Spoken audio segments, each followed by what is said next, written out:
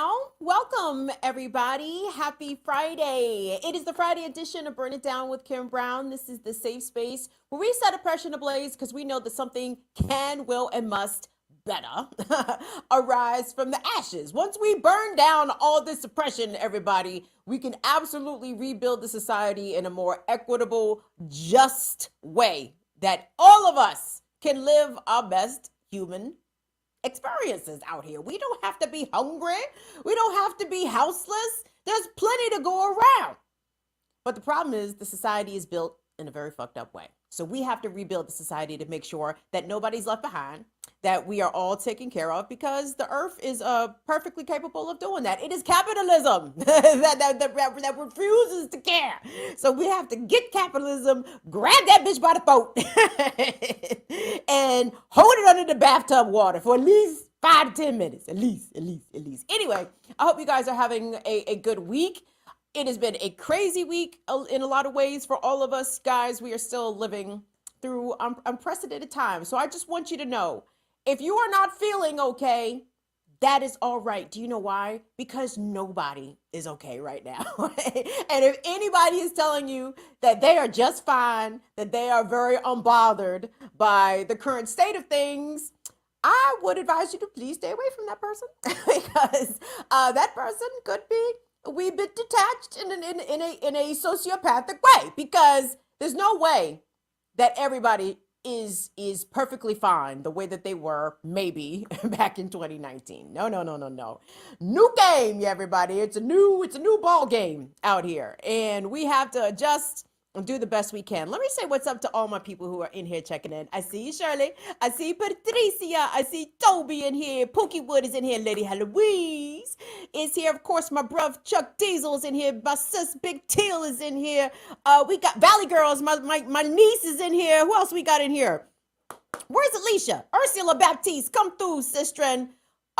We got all our folks in here. Is Courtney in here? Courtney, the story you sent me, I'm going to do that Tuesday, because Cerise Castle is joining us today on the show, everybody. The LA-based independent journalist.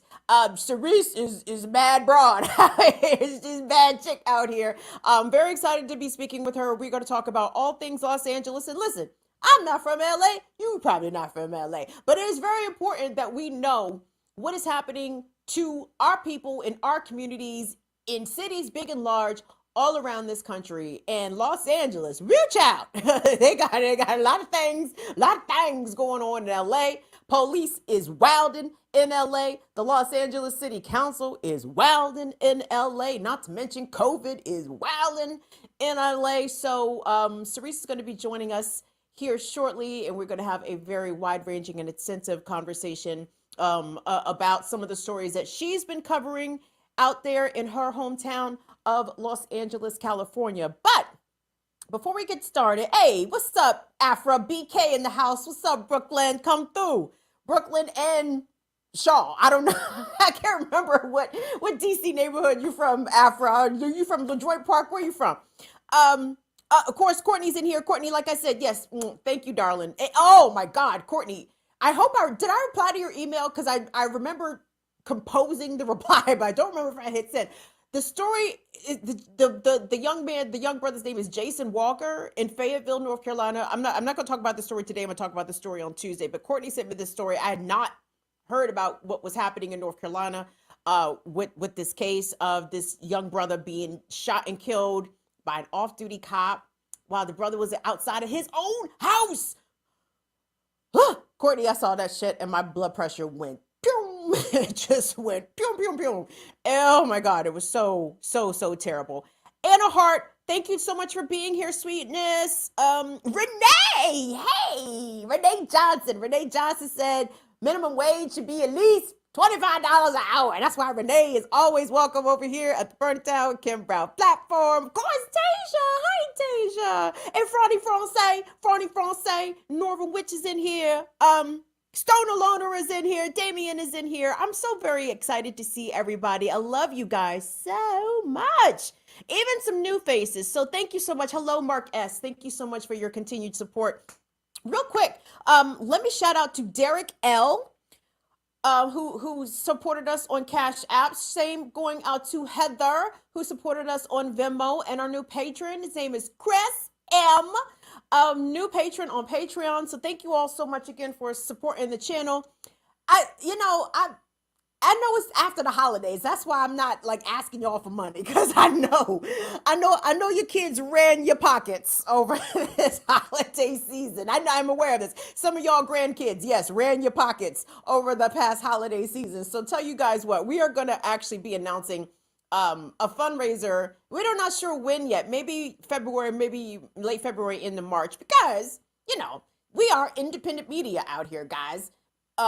Nobody pays us but y'all. Like the only way that we eat is if you guys support the channel. So any support is appreciated. Like I said, I'm not gonna hit y'all down, because I know, like I said, y'all kids ran y'all for that Nintendo Switch. I know, I know the kids put the press on you to make sure that they had a happy Christmas or Hanukkah or Kwanzaa or whatever your religious celebration may include. But just keep in mind, maybe put $5-10 aside for your Burn It Down with Kim Brown people, unless you're already joining us on Patreon, which, by the way, patreon.com/BIDWKB. You can support us on an ongoing basis over that. Okay, a couple of things I want to start off with before we get into our deep conversation. A couple of things I want to bring to y'all's attention. In Colorado, we have thousands of grocery store workers who are on strike. The King Soopers, which is owned by Kroger. And Kroger, along with a lot of other big grocers, briefly, for a point in time during the pandemic last year, did give some hazard pay to their employees and were offering PPE for employees. But members or people who work at the King Soopers out there in Colorado have said they have fell off with all that shit. Ain't no more hazard pay. None of that. So they are protesting the conditions out there. So keep in mind, the labor strikes continue out here, even though some of these disputes have found a resolution. Sometimes not always in the way, in the best way for the members, but at least the labor movement is out here making a stand and letting folks know that, nope, how about this? How about we withhold our labor until some compromise is met on our end? Thank you so much to Shirley. Thank you, Shirley. Thank you, Shirley. Shirley just ran us some bucks. Shirley said, don't spend it all in one place. I'll try. I'll do my best, Shirley. This dog food be costing out here, girl. Thank you so much for that support, Shirley. We certainly appreciate that. We certainly appreciate it. What was the other thing that I wanted to mention? It wasn't the fact that Joe Biden got embarrassed down there in Atlanta when ain't nobody show up to his fake ass party, his fake ass voting rights rally. No, that wasn't it, because I thought I was pretty sure y'all saw that, so I didn't think I needed to point that out to y'all. That Joe Biden got carried. Kamala's been out here sounding exceedingly silly. That was it. It was the King Soopers. It was like things that I thought was important.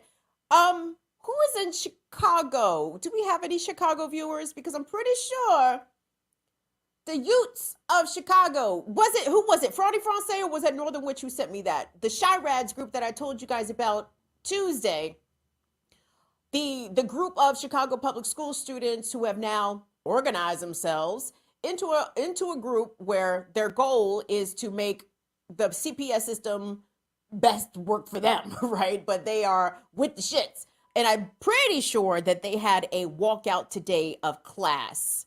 So I wanted to send some love and some solidarity to the Chirads students, of course, to the New York City students who walked out of their classes on Tuesday. And shout out to the Oakland Unified School District public school students who have already threatened the Oakland Unified School District that if you don't run us out some K95 and some N95 masks, how about we don't come to school?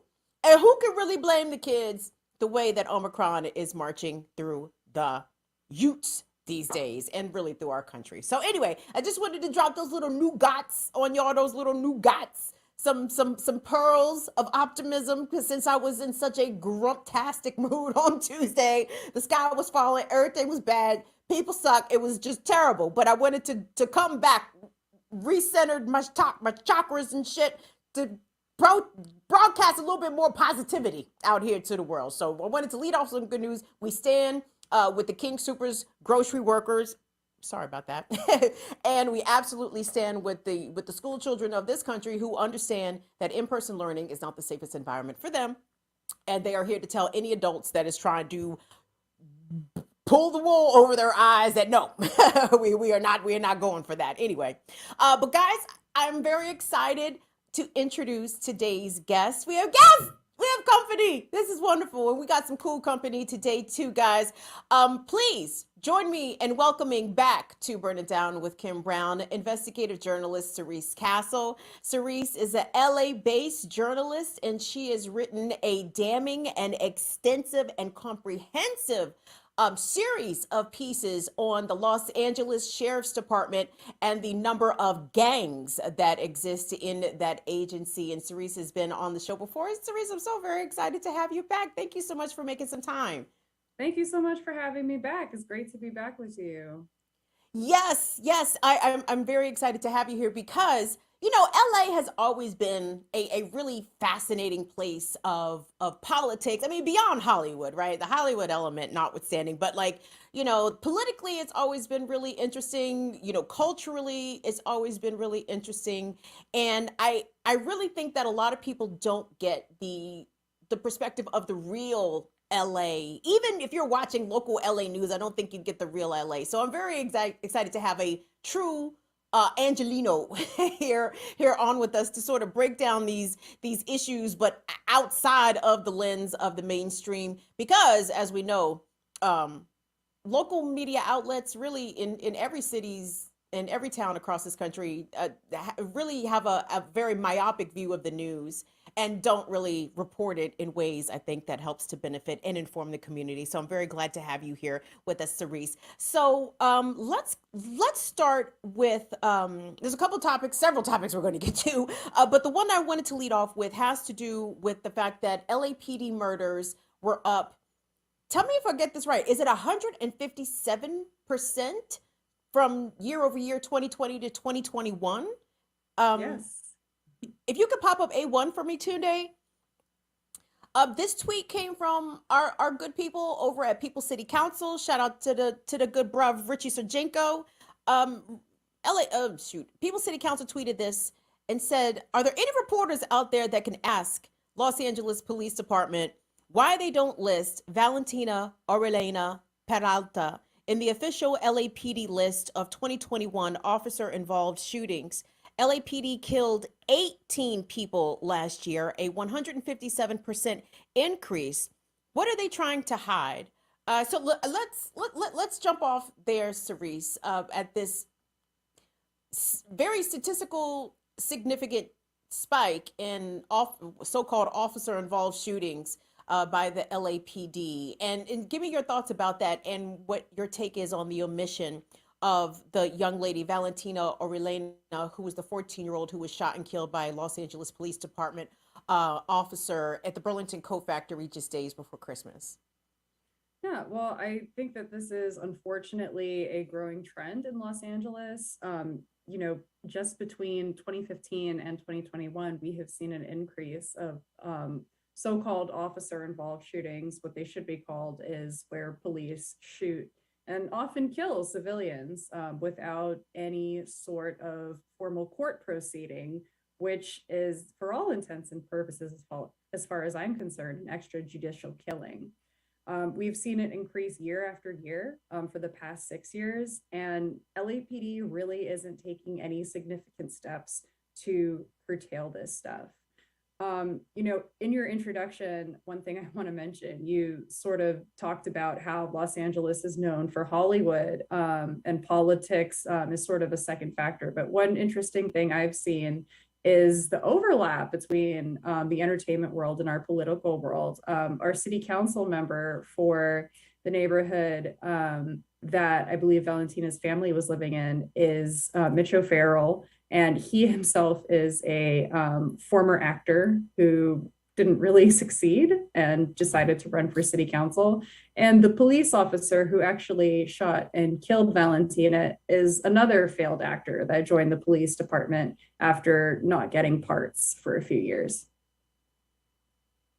Oh no, that's. I'm sorry, I didn't mean to have that expression on my face. Like, oh gosh, like, ugh. Okay, I'm sorry. I don't really know what to do with that information. That's bad, right? Like, people who fail at Hollywood are like, oh well, let me just try my hand at politics. Oh, it's a natural transition. Absolutely. Well, speaking of Valentina again, when the story happened, Cerise, like I was ready to talk about the story on my show, and it was so heartbreaking. Like it was just such a devastating tale of what happened to this young girl. I mean, it doesn't get more innocent than completely minding your business and not having anything to do with anything. But how she was tragically murdered by police remains still, I wouldn't say a point of contention, but like I don't believe this officer has yet been charged yet with anything, especially not her murder. But I want us to take a look, if we could. Tunde, it's going to be A2. So this package that we're going to see is going to be from ABC7 in LA. And it's when the LAPD released the body cam video of the shooting at the Burlington Coat Factory. Now, but this is from whence the body cam was released. So this is like from 2 weeks ago. So Cerise, I want us to take a look at this, and if you could update us with whatever has changed since this initial release of the LAPD body cam. I'd appreciate that. So let's take a look at this package, y'all. This is from ABC7 a couple of weeks ago after Valentina was murdered by the LAPD. More on that breaking story now. Just moments ago, the Los Angeles Police Department released body cam footage from the shooting scene at a Burlington store in North Hollywood. A 14-year-old girl trying on quinceañera dresses killed by an officer's stray bullet. Eyewitness News reporter Christian Cordero is live in downtown LA with the latest on the investigation and that just released video. Christian? Just released, Ellen, and it is 35 minutes worth of video, the store surveillance, the body camera footage, and 911 calls. We want to make sure we get this right. So our team is combing through it right now, really trying to put it into context. But one thing we do want to show you is the moments leading up to the death of that suspect, who what you will not see is other video of him attacking customers. We'll get to a little bit more of that in just a moment, but the officer's camera of his the moments leading up to his death and that of the 14-year-old girl, we want to warn you, this might be hard to watch. Victim down! Victim down! Hey, slow down, slow down. Let me take point with the rifle. Hey, back up. Get out. He's got a two. Get her out. You got it? You got it? Yeah. Hang out. Okay. Word. He's hitting on the right hand side.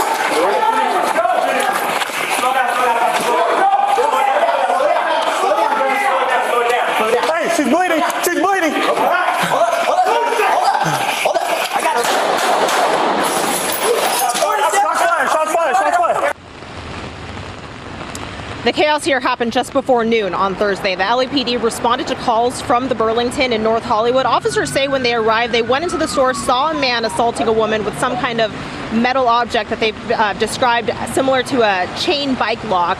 At some point soon after finding the suspect, you heard one officer there fire 3 shots towards him. One of those shots hit and killed that man, who we now know is 24-year-old Daniel Elena Lopez.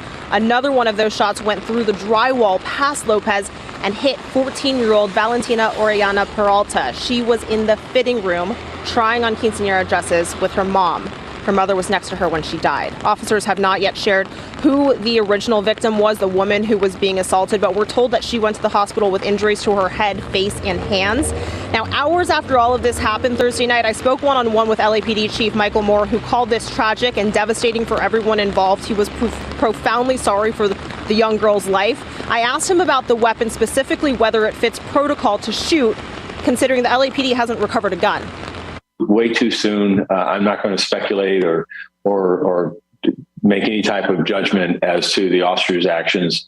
I know that I do believe the officers were responding to a radio call an assault with deadly weapon, of shots being fired. The description is one of serious nature, one in which people's lives could be at stake, and officers are responding to stop that threat and to protect people. That goes into a really important part of this investigation, and as it now goes beyond the LAPD and into the Inspector General and the Attorney General's hands. We have heard, based on those 35 minutes of video that was just released, some 911 calls regarding a possible active shooter. So that's something that we're, of course, going to keep updating throughout the evening tonight. We understand, though, that that officer who fired those shots is on paid administrative leave, which is standard. There's a GoFundMe page and a petition for Valentina and her family. I mean, it doesn't get more devastating than that. I still am speechless weeks later after hearing about this horrible tragedy at the hands of Los Angeles police about this 14-year-old girl who was completely minding her business. Cerise, what details have emerged or what information has changed in now, I think, 3 weeks since Valentina Orellana-Peralta was murdered by Los Angeles Police Department? So a couple of important things have come out. The first that I want to point out is that Valentina was not trying on quinceañera dresses, as was widely reported by legacy media here in Los Angeles and across the country. That was actually a line that was fed by the Los Angeles Police Department via its public information officer to the press and repeated without fact-checking or doing due diligence. Valentina and her mother were there doing some Christmas shopping, and they took shelter in the fitting rooms when they were instructed by employees at the store to evacuate the premises.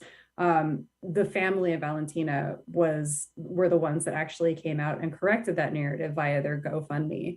Another thing that we've learned since the videos were released was the identity of the other man that was killed. His name was Daniel Elena Lopez, and at the time of his death, he was in the midst of a mental health crisis. And as was sort of alluded to in that clip, he was not armed with a gun. He had a bike lock, and that was from a bike that he had been pushing around the store in the minutes leading up to that shooting.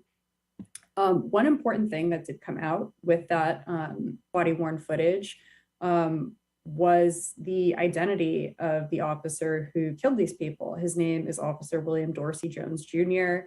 I and another reporter at Knock Los Angeles broke the news of his identity just a few days after the shooting, thanks to this body-worn footage, because they are shouting at him to slow down and hold up. And using his name specifically, Jones, we were able to find him via social media and get a pretty good look and understanding about who exactly he was and how he viewed himself as a police officer and as a Black man in the United States. Unfortunately, a lot of his stuff was really troubling. And interestingly enough, all of his social media channels, he maintained about 6, were deleted once I and the other reporters started calling around and asking questions to the Los Angeles Police Department. Luckily, we were able to archive most everything, as well as a news article that was published about this officer by the University of Louisville that was, interestingly enough, deleted once we started calling and asking questions. A couple of tweets of note that I found extremely troubling that Officer Jones said were advocating for racist voter ID laws. He wrote, "Just curious, why don't they check your ID when you vote?" When President Biden won the election, he tweeted, "Your new normal is coming. Good luck and God bless to those who didn't ask or vote for this. We'll do the best we can with what we've got to protect and serve. The line gets thinner. Hashtag thin blue line, hashtag LAPD, hashtag America, hashtag USA."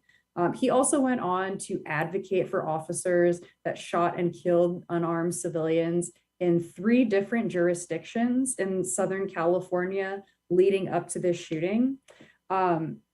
So, reviewing his social media in the course of reporting on this, I was extremely troubled, and it was really obvious to me that this seemed like the type of person that would be involved in a situation like this. Wasn't there also reporting, Cerise, that discovered that Officer Jones had a nonprofit where he Yes. was specifically reaching out back to the community? And what can you just explain the details about that? Yes, we uncovered a nonprofit that Jones maintains called Officers for Change. I use the word maintains because he hasn't filed state and federal required notifications for this nonprofit for the past couple of years. So it's unclear to me if this is actually a legal nonprofit or just something in name. There were several social media posts saying that he had accepted money and was conducting events on behalf of this nonprofit in the past year where filings have not been made. The legality of that is highly questionable. I also found a business that Dorsey Jones maintained for about a year called Use of Force LLC. The name there is quite baffling, and when you know what this man went on to do, it is again extremely troubling. Use of Force LLC was billed as a fitness company that Jones was maintaining between 2019 and 2020, and he closed it after just a year. I wanted to circle back to some of the questions that were raised at the end of that package, and as it relates to police protocol and whether or not police should be using deadly force when there's not an active shooter situation, which as we know now that it was definitely not an active shooter situation when Officer Jones murdered Valentina. Has the police chief said any more about this? And with the case being referred to the inspector general, is this typical in so-called officer involved shootings, or when police murder innocent civilians? The LAPD is not tasked with investigating itself anymore, and can this other agency even be trusted to get justice or the truth for Valentina's family? Yeah. So when the police were called, we know that at least 2 people dialed 911 requesting assistance. One was a customer who did not know the address of the store and incorrectly told a dispatcher that Daniel Elena Lopez had a gun. This was not true. He had a bike lock, and at that point, he had not physically attacked anyone. Another woman called a few minutes later after briefly speaking with her mother and reported that a man was inside the store making threats. While that first caller is speaking to emergency services, the operator is actually interrupted by a dispatch from a colleague who has spoken to an employee inside the store who has accurately described Lopez, the bike lock that he is carrying, and is giving a blow-by-blow report of what is happening as she is simultaneously asking everyone in the store to evacuate over the PA system. That first caller and emergency services inform the police that someone is in the store armed with a bike lock and ask them to proceed as such. Now, at that point, that does not require deadly force. I have spoken to several Los Angeles area law enforcement officers that said this is 100% a shooting that should have never occurred. They told me that there was no reason to go into that department store with guns drawn at all. And interestingly enough, just a few days before this shooting occurred, a memo was sent out department-wide in LAPD about situational awareness in situations like this, knowing what is behind you when you're firing at something. And that's also one of the basic rules of gun safety: know your target and what is behind it. Dorsey Jones completely disregarded that when he fired into this occupied, busy department store. He did not know what was behind that wall. Rather, if you could edit that out. When he came around that corner, it was plainly visible that there were fitting rooms behind that wall, and he chose to fire anyway. Since this shooting, the mayor and the chief of police have said that they want a so-called transparent investigation, but we are still waiting for the unedited versions of these body-worn cameras, the closed-circuit television systems inside the department store, as well as additional 911 calls that may have been placed about this situation as it was unfolding. You asked if it was normal for the Inspector General to investigate these kinds of cases. Generally, the LAPD is really responsible for investigating this, which is unfortunate because that means the agency that is responsible for the shooting is also in charge of investigating it.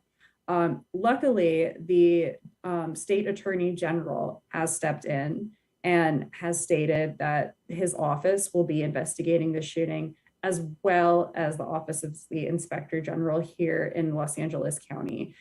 And, I hope that we get all of the information and that it is disclosed to the public.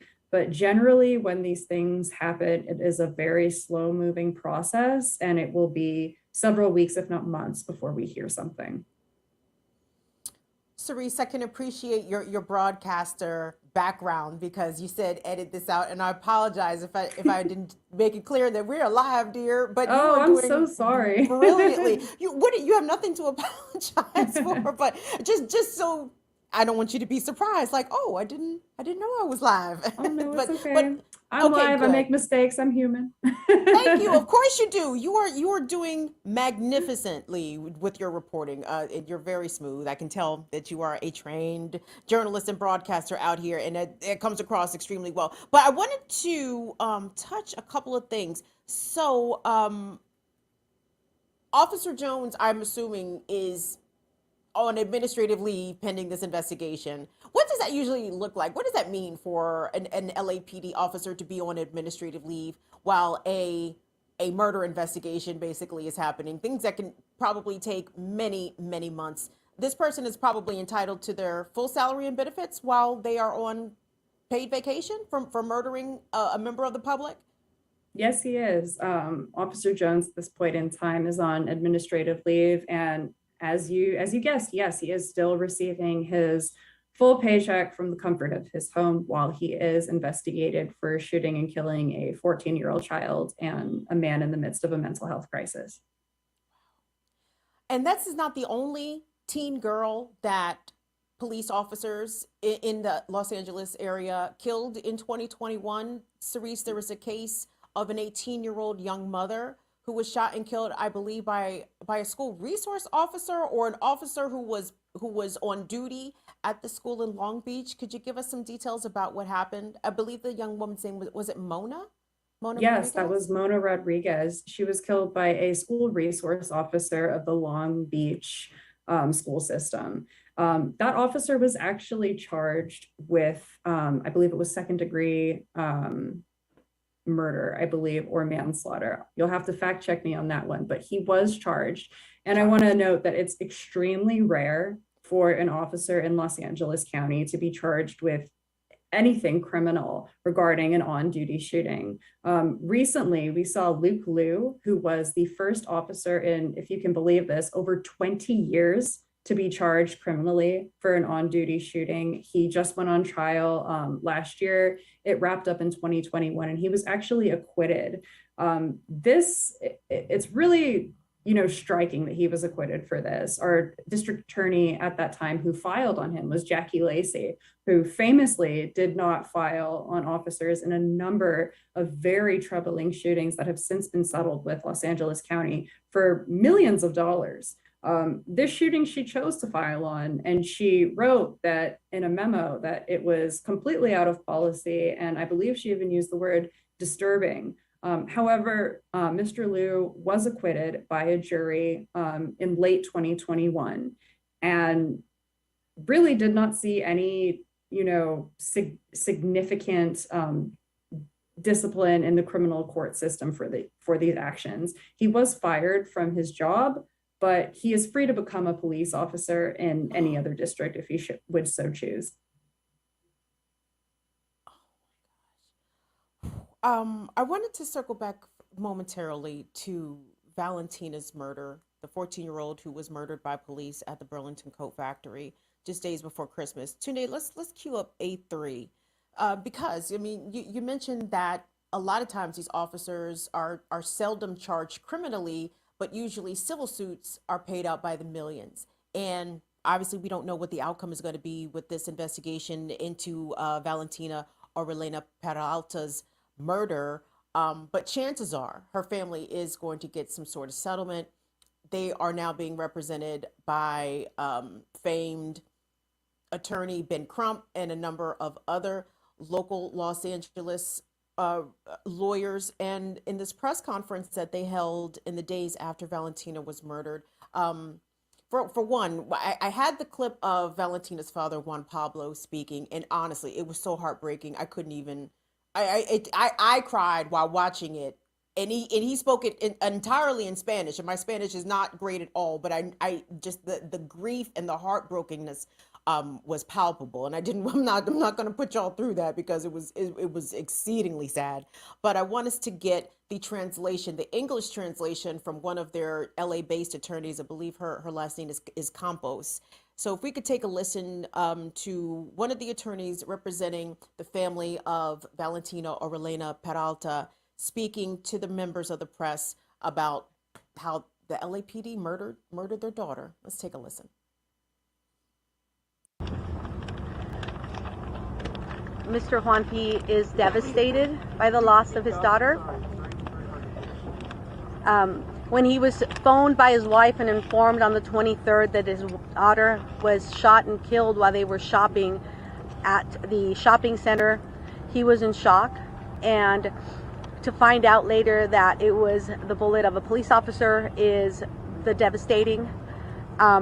He had made plans to come to the United States to be with his daughter for Christmas. He had purchased gifts for her Christmas, and now those gifts are now going to be brought to her grave because she's gone. His heart is just torn out. His daughter was very excited about the fact that she had done well in school, had gotten good grades, and they were going to celebrate that together. And now they're not going to be able to do that. Also, she had great dreams of being an American citizen. She wanted to be here in the United States because this was the land of opportunity. And she was excited about that. They were going to go see the Lakers. Dad's a big fan of the Lakers, and they had planned to go see the Lakers together. And that's never going to happen now. And he found out that Valentina had ordered asked for a skateboard for Christmas, and the skateboard arrived through Amazon on the 24th, the day after her death, and now it's something that she will never use, and he will have to take it to the grave so she can skate with the angels. You know, Cerise, just hearing that is enough to just make you dissolve into a puddle of emotions, because it's you when you put yourself in the shoes of that family. I mean, it's just so overwhelming, the amount of grief that they've been experiencing, and I would imagine so have the families of the other people that were murdered by LAPD in 2021. What do we know about at least some of those other cases? Have all of the police, at least in the cases that you're aware of, have they been cleared in these so-called officer-involved shootings, or are there still investigations pending into some of them, that to your knowledge? So really, the shooting, death, and murder, I just want to be careful about using the word murder. So just a note of that. That's why you're hearing my hesitancy. But since then, the LAPD has also, that week that Valentina was killed, the LAPD also shot and killed a number of other people. Their names were Rosendo Olivio Jr., Margarita Lopez, a still unidentified man in Eagle Rock, and a man named Brandon Cormalinga was shot and injured, and he was in critical condition for a number of days. Now, Valentina's shooting is the only shooting that we have seen body-worn camera footage. We've seen CCTV footage, and we've had the identity of the officer disclosed. None of those other shootings that happened the same week have we had that information disclosed? And I imagine it's because of the national attention around a child being killed. But the fact of the matter is, LAPD is out here in these streets killing people really like between almost as often as once a week. And I want to say you can pretty regularly count on it to happen at least once a month. And we don't have that transparency. We only have it when really all eyes around the world are on Los Angeles, when you have the president-elect of Chile calling our president here in the United States and expressing his concern and frustration with the fact that one of his citizens was killed by a police officer. Many of these other people do not have that attention. They do not have the same advocacy happening on behalf of the state Department of Justice or the Office of the Inspector General. They're sort of forced to be at the mercy of the LAPD investigating themselves. We usually know how that goes. It doesn't usually equate in the same level of punitive measures being taken against the police for committing violence or even murder or harm as it would against a citizen of Los Angeles or a resident of LA who, if confronted with the exact same level of crimes, would absolutely be prosecuted to the fullest extent of the law without question. I'm so sorry we took up so much time on this first part, which is exceedingly important about what's happening in Los Angeles with the police shootings, but I wanted us to move along, Cerise, to the amount of cruelty coming from the Los Angeles City Council when it pertains to houseless residents in Los Angeles. I think it was July of last year that the city council, or July or August, that they passed this ordinance in which they would start enforcing eviction zones for people who are unhoused and what have basically sweeps. What have these sweeps look like, and why is this something that the city is doing amidst Omicron surge, amidst a very high level of COVID infections, especially amongst houseless populations? Yeah. Why?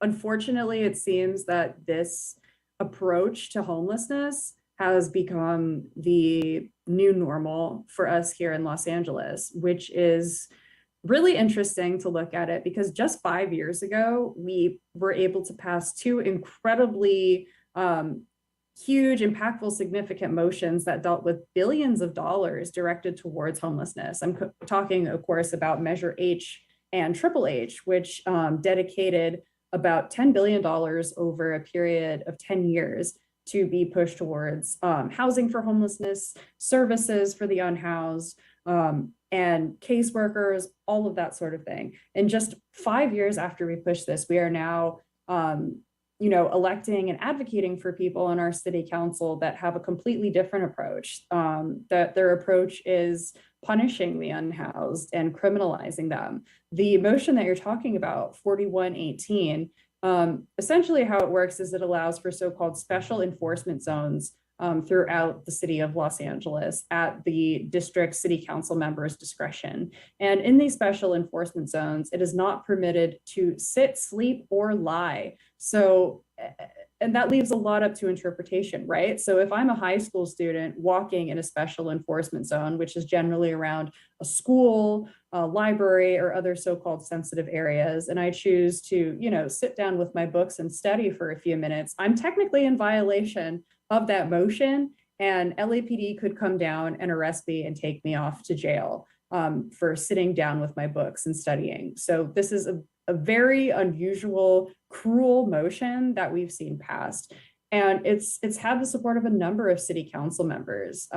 It's really horrific and frankly frightening to see this sort of advocacy for something so inhumane. As you mentioned, we are still very much in the midst of a pandemic. Omicron is surging in Los Angeles County every day for the past week. We have had a new record-breaking number of cases. We have seen our hospitals increase by the thousands in just the past week. We are seeing people continue to die of COVID. And the unhoused population in 2021, we saw about 1,500 people die of COVID. At the same time, our shelters that we operate here in LA County are continuing to be shut down.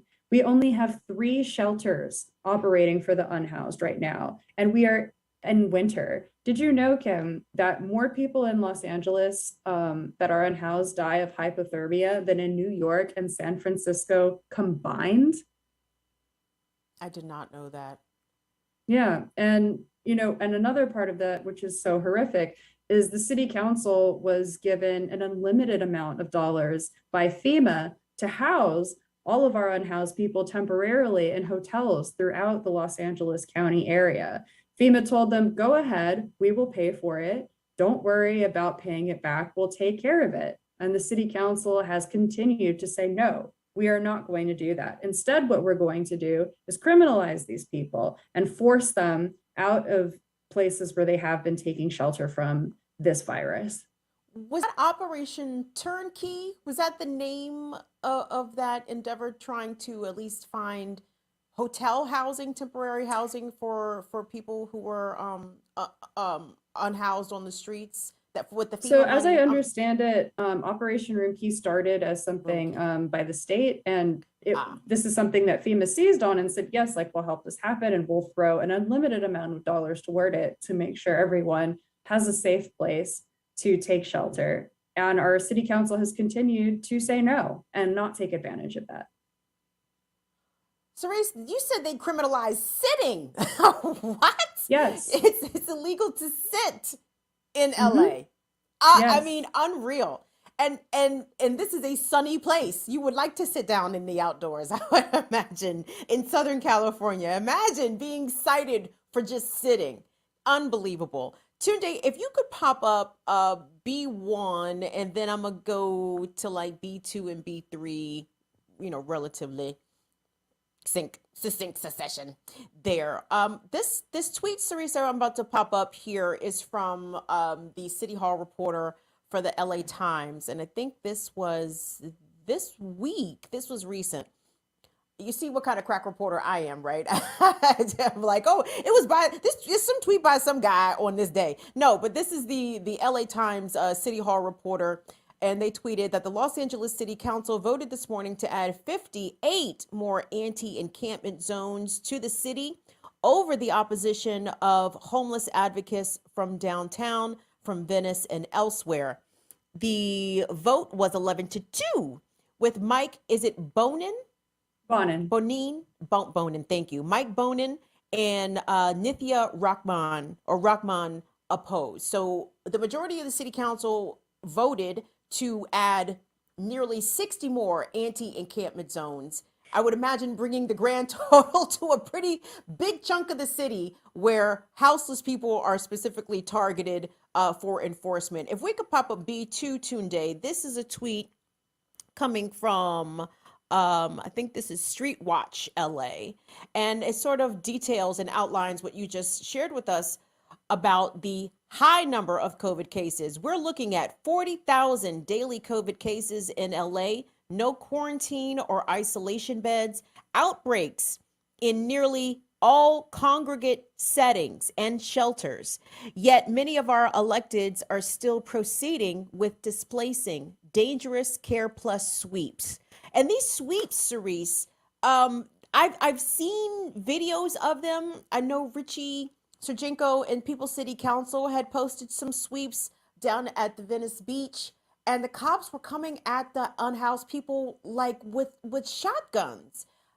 Why? Or let me ask you this: have these sweeps of encampments, have they always been this violent, or are we seeing an escalation in the violence towards the homeless community in Los Angeles? I would say we're definitely seeing an escalation. Pre-pandemic, people were going around and setting unhoused people on fire. That was a pretty regular occurrence here in Los Angeles. Since the pandemic, our sheriff, who interestingly enough doesn't have jurisdiction in many of these cases that are being discussed, has taken it upon himself to enter LAPD's territory and begin enforcing on the unhoused community. What that generally means is displacing them, often violently, as you noted, sometimes with shotguns and other lethal weapons, and forcing them to leave. And it's been postured that this is him attempting to campaign because we are in an election year this year and he is up for re-election. As far as the Los Angeles Police Department's cooperation with these sweeps, sometimes you will see police officers on site. There has been some push by the city council to remove them from these actions, but at this point, they are still very much involved. Often what happens is they will stand by as the sanitation department who carries out these, like the actual physical so-called cleaning, which really looks like taking a bulldozer and driving over people's dwellings and confiscating and destroying their belongings, things like their ID, important documents that they may have. These are all lost when these sweeps happen. If you are unhoused and you're forced to go through one of these sweeps, it generally looks like losing your housing, losing all of your belongings, and being to start again from scratch, which is an incredibly difficult place to be. I mean, pandemic aside, it can be quite a devastating blow and sometimes mean like death for some people. If you're losing your medication, if you're losing, pay stubs or, even money, sometimes it can really be a life or death situation. Street Watch LA was speaking to some unhoused residents, and we're going to hear from one of them who had very pointed words, let's say, for their particular Los Angeles City Councilman, Los Angeles City Council person, whom I believe, Cerise, and I want to ask you about this when we come back from the clip. From what I'm able to gather, it seems like the city council people can like literally sick the police on homeless encampments in their particular districts. But I want to come back to that after we check out this clip from Street Watch LA. Let's take a listen.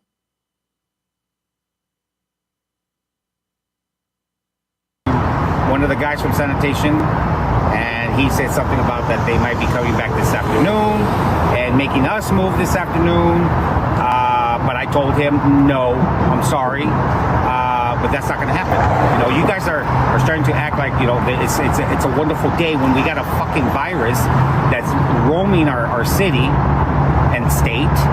And for what? For you to clean the fucking sidewalk with water? Like, that's going to kill it? We don't know who's out here who might be carrying it, and they're being careless about this fucking virus. But that's because De Leon is the motherfucking careless bastard. Because he's the one who's calling the shots. And he's the one who's telling them to come out here and push and push and push. Yeah. Push us where? Push us where? Excellent question. And according to at least one LA City Council member, we're going to take a look at before Tunde. There was a City Council meeting earlier, I believe, this week, and Joe Buscaino allegedly claimed, and this tweet is from one of your Knock LA reporting partners, Johnny Peltz. He tweeted this on City Council earlier. Councilperson Joe Buscaino made the claim that 30 beds in his district went unused last night. Los Angeles Housing Authority says that those beds are located under quarantine and are unusable. He also said that there are, quote, hundreds of unused beds elsewhere and 2 unused winter shelter beds in LA County. Let's take a quick listen to that clip, and I want to get your reaction to that, Cerise, and how certain city council people seem to be particularly hostile to the unhoused. Let's take a look at that. Tunde. Homelessness is housing. So why are we allowing people to continue to live on the streets when there are safer alternatives? And they have access to medical treatment. They have access to food and showers and a safe, warm bed. But at the same time, LASA tells me just last night, nearly 30 beds went unused in my district, including tiny homes. And there's hundreds more available that were available last night. Cerise, let me get your reaction to that. Are there lots of beds going unused in Los Angeles homeless shelters? And That's the question.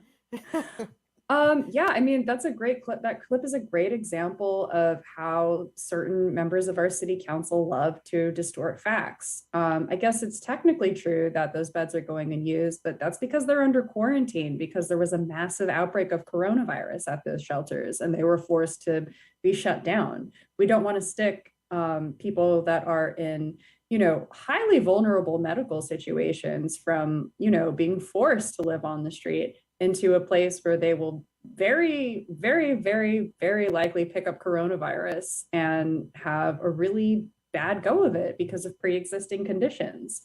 Buscaino is one of the people on the city council who does this week after week, continually spouts lies and really isn't checked by it. In this same meeting, Kevin De Leon, who Harvey, the unhoused man in your previous clip, shout out to Harvey, he's a great guy, was chastising Kevin De Leon in this same meeting where Buscaino offered these lies, offered the lie that unhoused advocates were offering so-called cash bribes to people to remain on the street, which is just blatantly untrue. One of my colleagues at NOC LA had a report out later that day which spoke to unhoused people about just the horrors that they are forced to endure in the midst of the winter here in Los Angeles, where people are dying of hypothermia on the streets, every week. They spoke about being forced to burn hand sanitizer in order to keep themselves warm at night, wearing all of their clothes and wrapping themselves in trash to keep themselves warm. I can't imagine anyone accepting a cash bribe, even if people were offering to live in these live in these conditions and possibly die. It's atrocious, and we've had folks from the group No Olympics on the show with us, and has talked about with the Olympics coming to Los Angeles in just a few short years that they fully expect for these types of targeted laws and enforcement to really ratchet up because they gotta hide the houseless, gotta hide the undesirables when the eyes of the world are going to be refocused again on Los Angeles for the Olympics. So unfortunately, I think there's going to be more to come with this. Cerise, let me just get a real check of your time, hon, because I'm so appreciative that you're here with us, and I don't want to hold you hostage if you have other things to do. What are you looking like time wise? Do you have like another 10-ish? Yeah, minutes? definitely.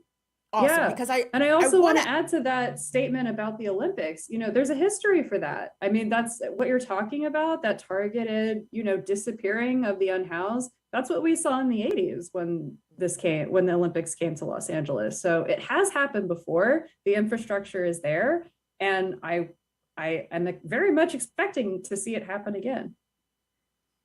Yeah, it seems it's already underway. It's already underway now. So at the end of the show, I want us to talk about your experience as a Black woman working in media and these recent stories about women of color and Black women specifically departing NPR in droves. And I know you have an experience working at the LA affiliate there. But before we get there, I did want to ask you really quick about what's happening with not only the 2022 mayoral race in LA, but your outgoing mayor, Eric Garcetti, not Gil. I always mess up and call him Gil, but Eric Garcetti, right? Because there's no nepotism in politics, right? Of course not. But so let's take a look at what's happening with the outgoing mayor, Eric Garcetti, because Eric Garcetti pretty much thought that he was a lock to be in the Biden administration in some capacity.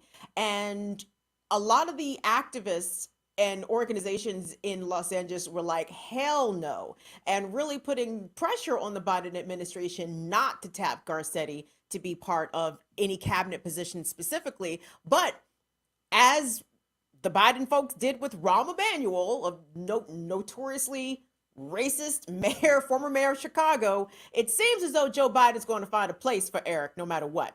And Eric is under consideration for an ambassadorship. Talk to us about, for one, the scandal that is, I guess, surrounding Eric Garcetti's office as it pertains to sexual harassment and just fostering a hostile workplace environment.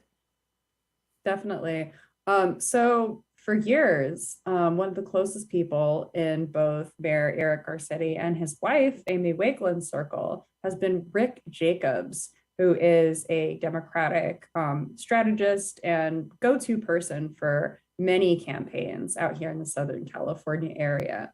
And Rick Jacobs is a serial sexual harasser of both men and women. There is an infamous photo of him grabbing the crotch of a man who is standing next to the mayor, who is giving a double thumbs up and smiling at the camera as this is going on.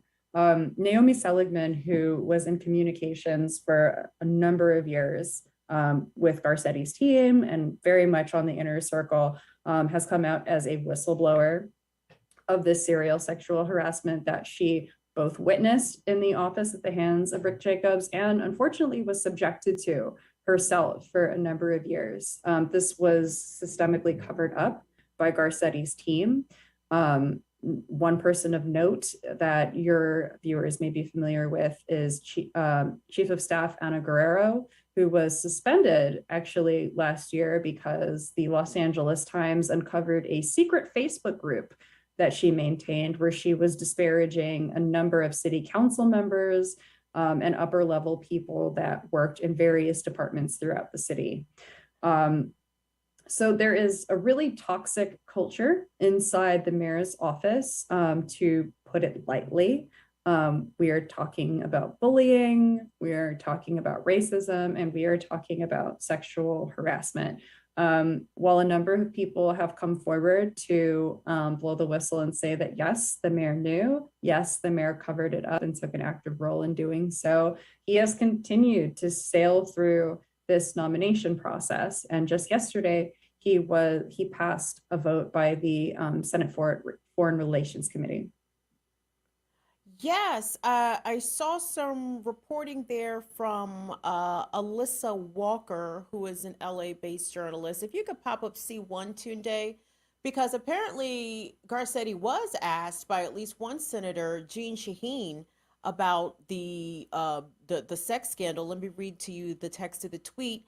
At the last hearing, Senator Shaheen asked Garcetti about sexual harassment allegations against his advisor, Rick Jacobs. One of Jacobs' accusers, the mayor's former comms director, Naomi Seligman, has since made a letter that she wrote to the committee public. And then embedded in that tweet is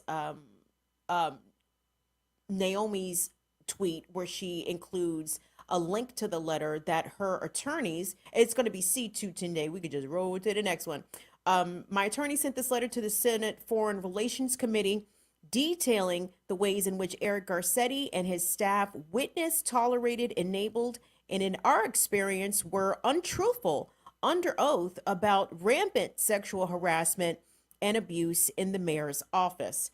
And as you mentioned, Cerise, he just cleared this big hurdle with the Senate Foreign Relations Committee. So now Eric Garcetti's ambassadorship is headed to the Senate for a full vote, where I think he probably will be approved. I mean, let me get your take on this. Let's see. Famous, politically connected white guy has lots of sexual harassment happening in his office and probably then some. And yet I'm so glad that these type of people do not let these sort of accusations hold them back from getting promoted and moving on up the political ladder. What say you?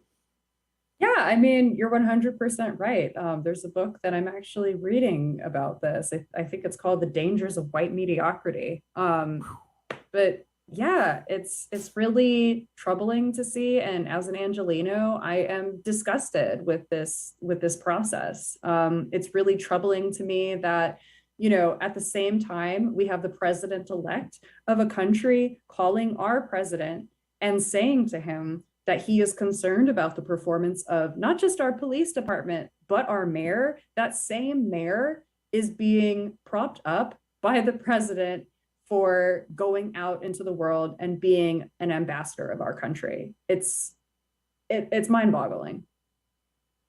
Cerise, let me follow up with you because I'm imagining with most of our viewers what you are telling us about the president of Chile calling Joe Biden, or the president-elect of Chile calling Joe Biden. I don't think that that's been nationally reported upon, because I think literally when you said it earlier in the show was the first time that I heard that. Can you talk about that just a little bit more, just for clarity's sakes for the audience?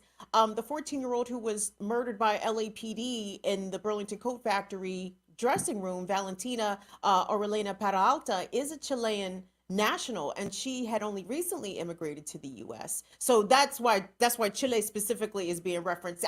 Can you tell us more about that? Because I didn't know anything about that, actually.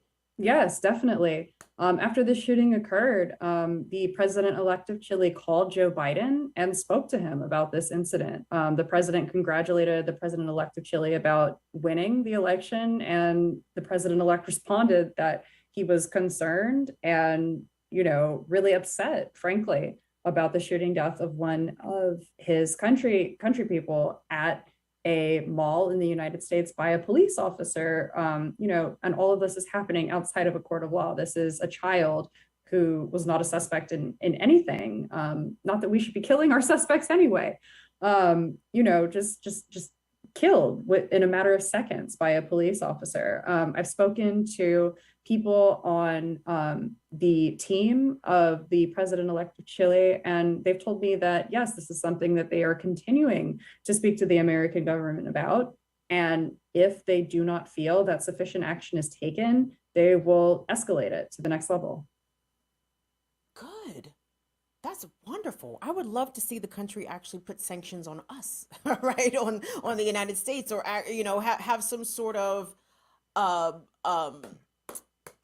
diplomatic, consequence for the United States allowing this to happen, obviously, to citizens of other nations. And I appreciate the president of Chile speaking out about that. Hey, Renee DeSud, hello, baby. Renee DeSud just dropped us some bucks. She said, for being awesome and uniquely and beautiful, you, boo boo. Hey, send that out to Cerise too, because Cerise is on here killing it. And I'm trying to tell y'all, that's a bad sister right here. Like Thank you. Cerise, again, your reporting with Knock LA is second to none in my opinion. And what really comes across in your reporting is your heart.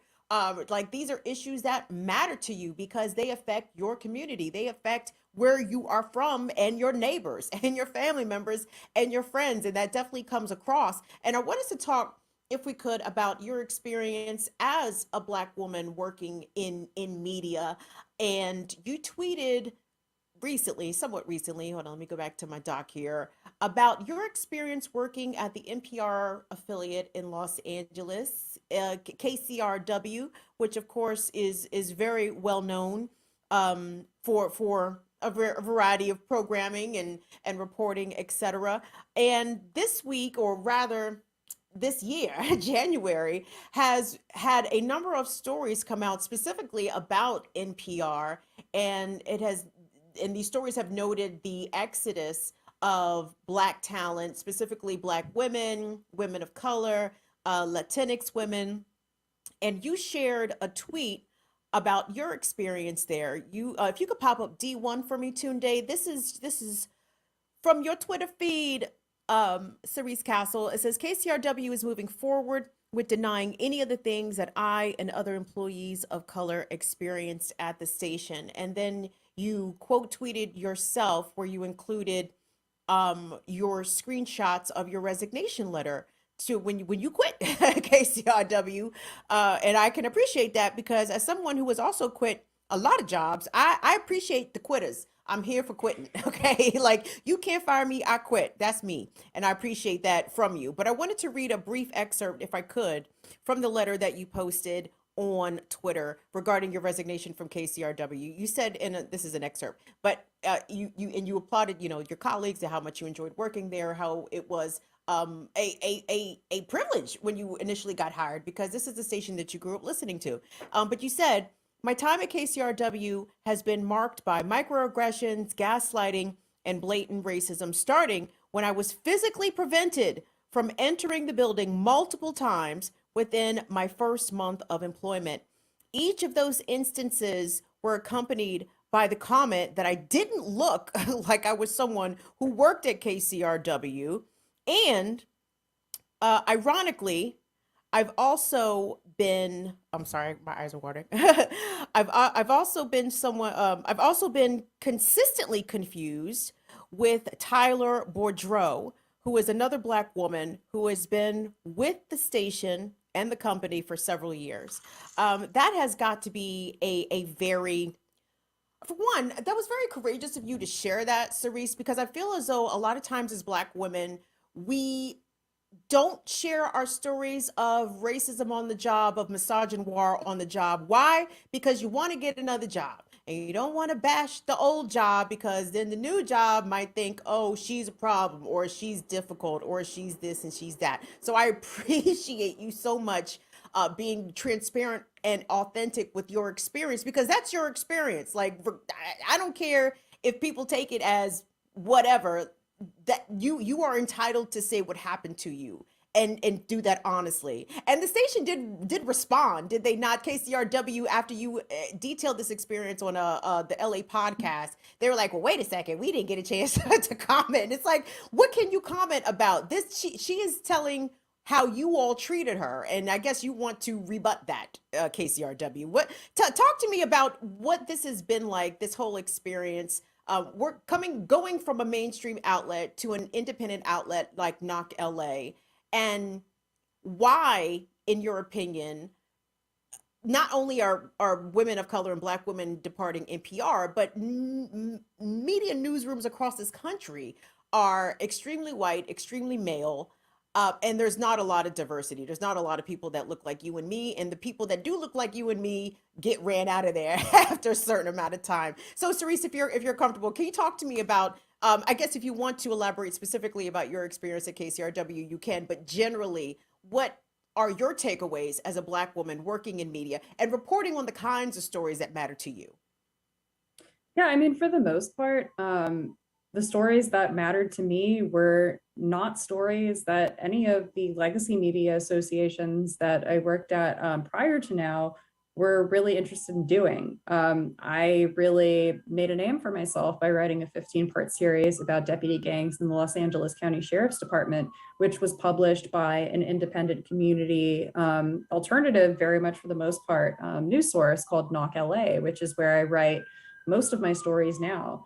I actually pitched that series to several legacy media organizations here in Los Angeles, and was told by several editors that it was not the type of story that they were interested in, because it took place in Black and Brown communities that did not typically subscribe or tune in to their programming. And because they did not subscribe, they did not think it was worth investing the time and resources in that type of project.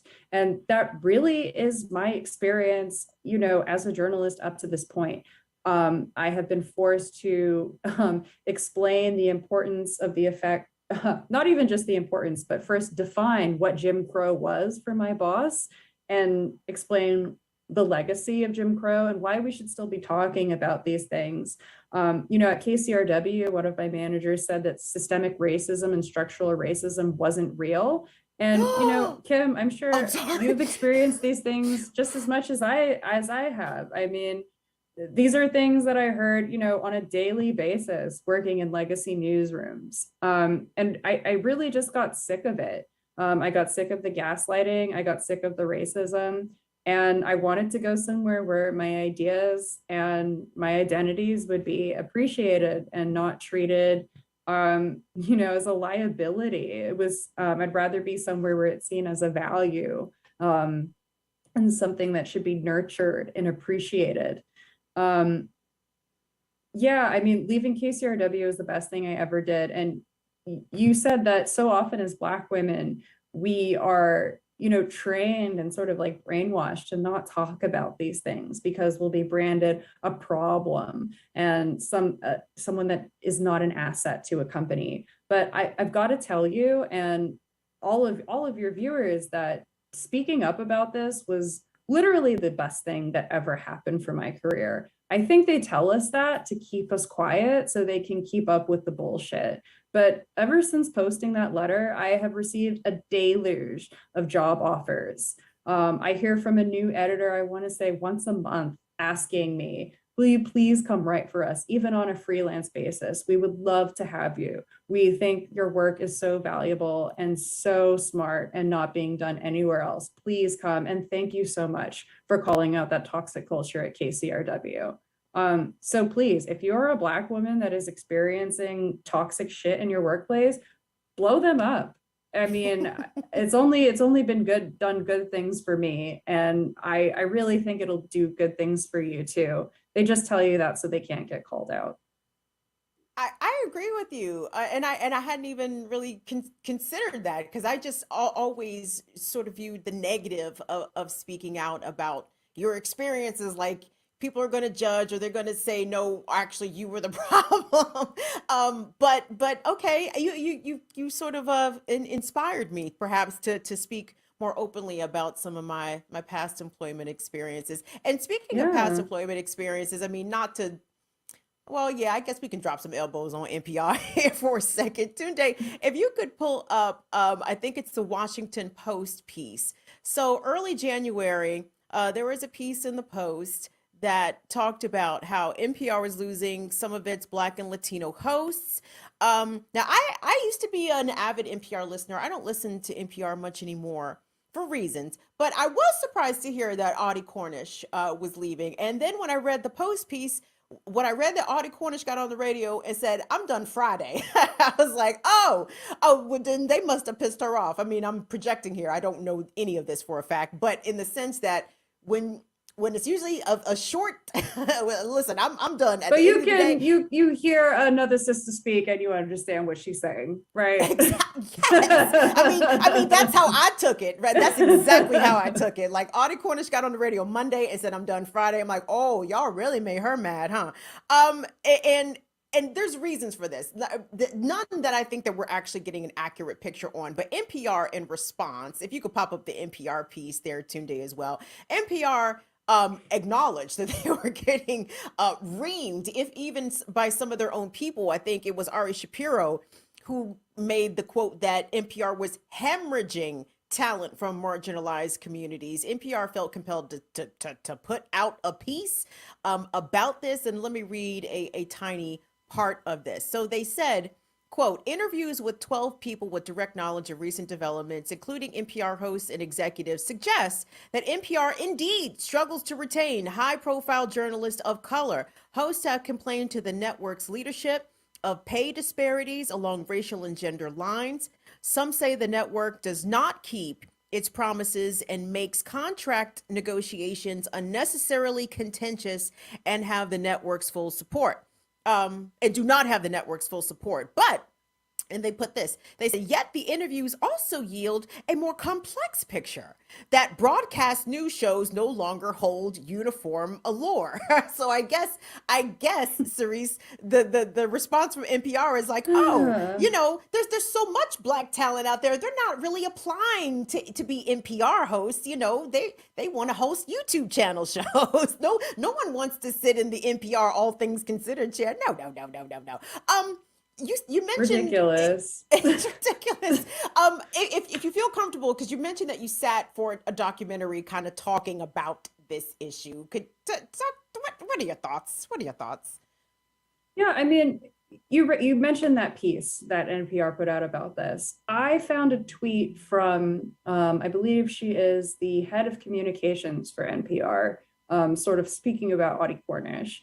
And she said that she thought it was great that other outlets were offering positions to Black women that they had systemically not, which really roughly translates to, oh yeah, we don't have any jobs for the Black chicks at NPR, but isn't it great that those people over there do? Which really tells you all you really need to know about how NPR approaches this issue and how what they think their role in it is. It's really, I mean, it's really frustrating for me to see this continue to play out. I mean, it's been a year now since I came forward and publicly talked about what I went through. And interestingly enough, Audie Cornish was the national host for the show that I was working on at KCRW at that point in time. So I listened to Audie every day very closely, and hearing her voice was really one of the things that kept me there for so long and kept me fighting for it. So hearing her leave and, you know, hearing through the grapevine about her experiences and the things that people at NPR DC were going through and are still going through, it's really sad.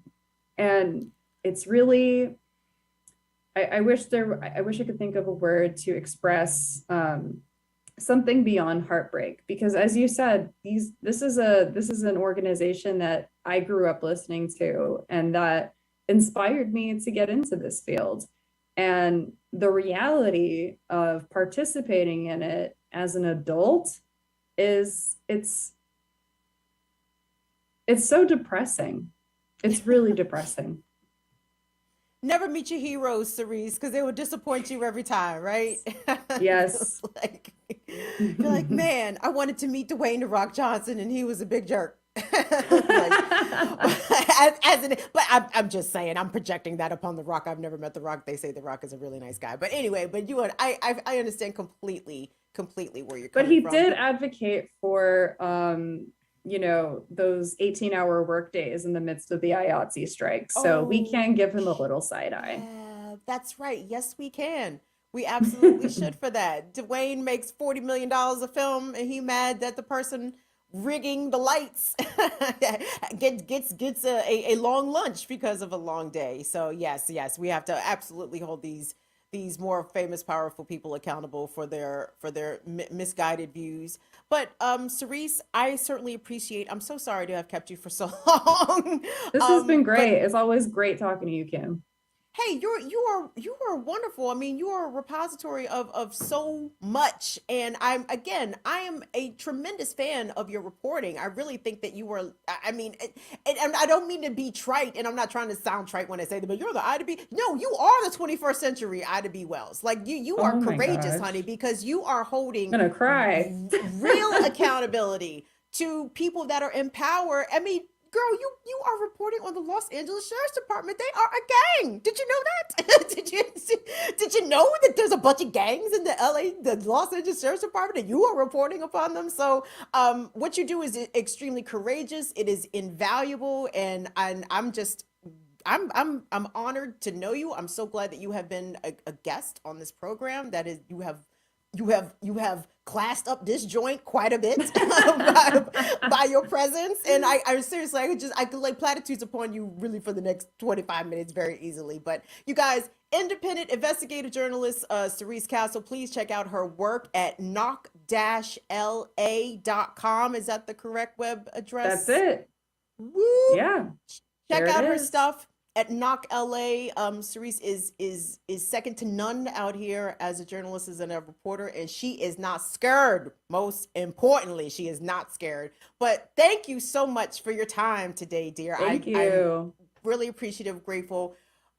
Stay safe. Keep the COVID off of you as best as you can. Okay, just be careful. I will. You as well. Thank you. Tunde, do I hear you about to come in here? Okay. Sorry. You guys, we've been speaking with Cerise Castle, investigative journalist, Knock LA. You guys need to go check out Cerise's work and support Cerise. Can I tell you guys, and did Cerise already hang up Tunde? Oh, okay. Cerise, if you're still there. So yesterday, I'm getting ready for the interview, and I smoked a J to the face, and I went over your name phonetically in my head for like 10 minutes. I'm like, see, the C gives you a S sound, right? But then the Cerise, the S at the end is giving you like a Z sound, right? So even though her initials are CC, it's not those hard consonants like Kim Kardashian. It's like Cerise Castle. And probably some of that LA weed that Kim was smoking. Yeah, It's pretty strong. Yeah. Can you send me some? I was smoking I was smoking something called highly favored. Highly favored. Okay. Highly I gotta get me favored. some of that. And I'm like, yeah, Cerise. Cerise. that was me for like 10 minutes yesterday. So anyway, but you needed to know that. But guys, we're gonna say thank you all to everybody that checked in. Tunde, do you have some announcements for me? Because I feel like some people probably sent us some things that went under the radar. What do we have here? Yeah, we have. I'm sorry, go ahead. Oh, I was going to say, thank you, Courtney. Courtney, the SLP. I saw Courtney paid her. Courtney likes to call them her ties. Courtney paid her ties this week. Thank you so much to Ursula. Ursula dropped us some cash appery. I appreciate that, my darling. But then, somebody came through with the blessings, Tunde. Somebody came through with the blessings. Yeah, I saw. Right before we get to that, though, Mark S. Shout out to you. He says, "Happy MLK Junior Weekend." We have Kev Z who sent us some change. Thanks, Kev. Thank you, Kev. Continues. Thank you, Mark. And then we have Northern Witch, still holding it down over on Twitch for us. She dropped into the YouTubes to send us some change. She says, "I love y'all. Hold on tight. Shit's getting weird. Thank you, Cerise, for coming to talk to us today and for all that you do." And then we have John Koister, who said, "My kids live in LA. Please bring Cerise back when she has the time." I think that's. We have one more update. Renee Johnston, I applaud Cerise for standing up and speaking up. Congrats, sister. Yes, thank you, Renee. And, thank you, Noli and D. shout out. Oh, Nolly D. Hi, Yeah. Nolly D. That's sent what's us some happening. change as well. Yeah. And then thank you so much to, and please, I wish you. Thank you so much. I'm not trying to butcher names, so pardon me if I mispronounce. Radhapria Scott. Radhapria, thank you so much for your incredible, generous donation to the channel. We so very much appreciate it. And thank you guys for watching. I appreciate you guys rocking with Cerise, because Cerise is the shit out here. Please follow her on all her social media outlets. Her reporting is extremely important. So please follow her, especially if you want to get a quality investigative journalistic eye and perspective on all the fuckery that is happening in LA. And as you could tell by today's show, there's a ton of fuckery happening in LA, and Cerise is all over it. So please follow her everywhere at Cerise Castle, Cerise Castle. Follow her. Okay, guys, that's the show. Thank you all so much for jamming with us today. We appreciate it so much. We will see you back here on Tuesday for Burn It Down with Kim Brown.